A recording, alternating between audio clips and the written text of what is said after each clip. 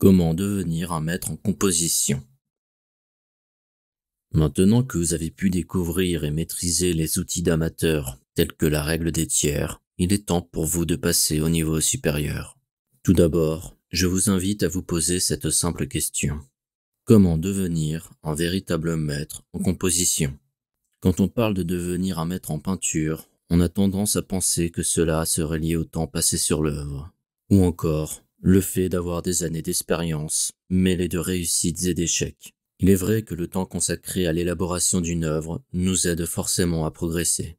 Cependant, pour développer réellement les compétences d'un maître, le procédé artistique commence tout d'abord dans la tête, avant même d'avoir touché au pinceau.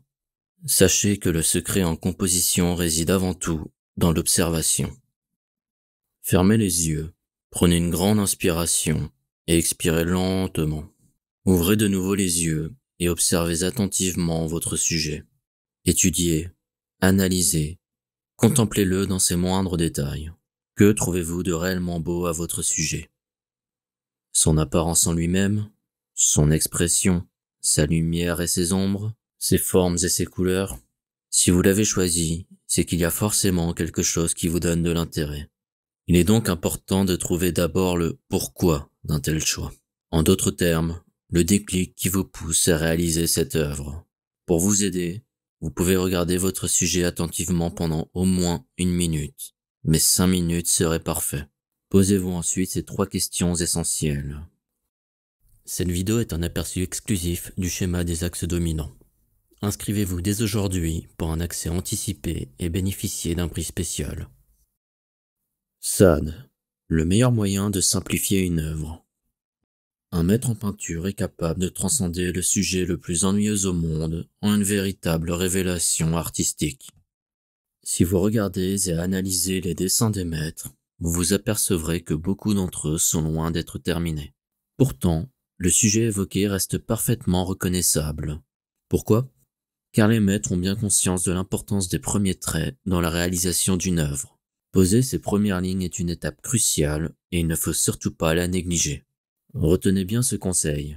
Un dessin correct doit être compréhensible durant n'importe quelle étape. Si je devais réduire mon dessin à seulement 3 lignes, à quoi cela pourrait-il bien ressembler? N'ayez pas trop d'inquiétude si vous restez encore un peu perplexe devant la question. Car c'est ici qu'intervient le vaste univers de la composition avec un de ses tout premiers fondements indispensables à tout artiste sérieux, le schéma des axes dominants. Quel que soit le niveau de détail de l'œuvre, il est toujours possible de l'exprimer en 3 lignes fonctionnelles.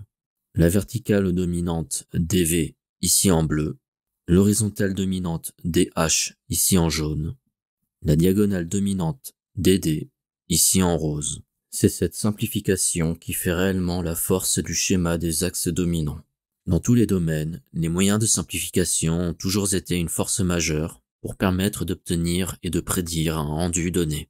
C'est grâce à ces techniques qu'il est possible, sans avoir à y passer trop de temps, de visualiser une composition avant même le placement des volumes et des contrastes de la scène. Voyons maintenant en détail les fonctionnalités de ces 3 lignes majeures du schéma des axes dominants. Cette vidéo est un aperçu exclusif du schéma des axes dominants. Inscrivez-vous dès aujourd'hui pour un accès anticipé et bénéficier d'un prix spécial.